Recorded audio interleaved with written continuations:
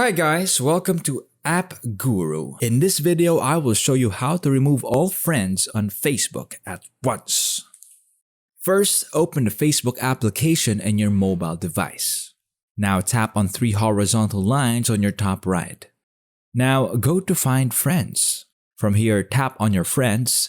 You can see all of your Facebook friends here. Tap on the three dots right next to the friend's name. Then select the unfriend option to unfriend that person. For the way to remove people, go to Settings and Privacy. Then tap to select Settings. Here, open Personal and Account Information.